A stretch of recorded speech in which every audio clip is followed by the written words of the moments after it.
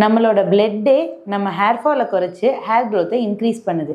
இது உங்களுக்கு தெரியுமா? தெரியலன்னா இந்த வீடியோவில் நம்ம தெரிஞ்சுக்கலாம். அதுக்கு முன்னாடி நம்ம சேனலை சப்ஸ்கிரைப் பண்ணி இந்த வீடியோவை லைக் பண்ணுங்க.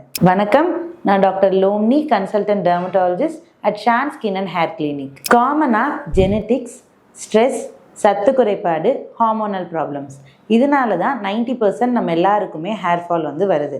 ஆனால் நீங்கள் இது சாதாரண ஹேர் ஃபால் அப்படின்னு நினச்சி தேவையில்லாத ஆயில்ஸ் வாங்கி அப்ளை பண்ணுறனால, இல்லை ஷாம்பு மாற்றி மாற்றி யூஸ் பண்ணுறனால ஹேர் ஃபால் இன்னும் ஜாஸ்தியாகி அது நெக்ஸ்ட் லெவலுக்கு போயிடுது. இப்போது சத்து குறைபாடு, ஹார்மோனல் ப்ராப்ளம்ஸ், இதனால உங்களுக்கு ஹேர் ஃபால் இருக்குது அப்படின்னா ஃபஸ்ட்டு அந்த சத்து குறைபாடுக்கு தேவையான விட்டமின்ஸை சப்ளிமெண்ட் பண்ணுறனால உங்கள் ஹேர் ஃபால் குறையும்.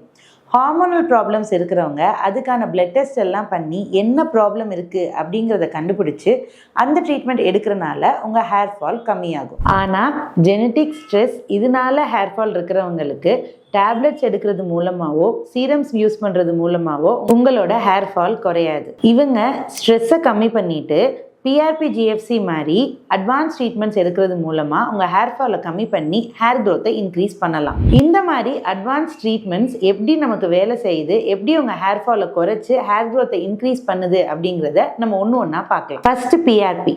பிஆர்பினா என்ன அப்படின்னா பிளேட்லெட் ரிச் பிளாஸ்மா. இதில் உங்களோட பிளட்டை எடுத்து ஃபஸ்ட்டு சென்ட்ரிஃபியூஜ் பண்ணுறனால பிளாஸ்மா தனியாக செப்பரேட் ஆகும். அந்த பிளாஸ்மாவில் நிறைய பிளேட்லெட்ஸ் இருக்கும். இந்த பிளேட்லெட்ஸை தான் நம்ம ஸ்கேல்பில் இன்ஜெக்ட் பண்ண போகிறோம். ஸோ இது என்ன பண்ணும் அப்படின்னா ஸ்கேல்ப்குள்ளே போனதுக்கப்புறம் அந்த பிளேட்லெட்ஸ் ஆக்டிவேட் ஆகி க்ரோத் ஃபேக்டர்ஸை ரிலீஸ் பண்ணுது. இந்த க்ரோத் ஃபேக்டர்ஸ் தான் நம்ம ஹேர் ரூட்டில் ஆக்ட் ஆகி உங்கள் ஹேர் ஃபாலை குறைச்சி ஹேர் க்ரோத்தை இன்க்ரீஸ் பண்ணுது. ஸோ நெக்ஸ்ட் இருக்கிற treatment GFC, growth factor concentrate. இதுலேயுமே நம்மளோட பிளட்டை தான் எடுக்க போகிறோம். ஆனால் இந்த டியூப்பில் ஆல்ரெடி க்ரோத் ஃபேக்டர் கான்சன்ட்ரேட் இருக்கும். ஸோ அதோட நம்மளோட பிளட்டை மிக்ஸ் பண்ணி சென்ட்ரிஃபியூஜ் பண்ணால் அதில் n number of growth factors இருக்கும். 7 to 8 டைப்ஸ் ஆஃப் க்ரோத் ஃபேக்டர்ஸே ஜாஸ்தியாக அந்த பிளாஸ்மாவில் இருக்குது.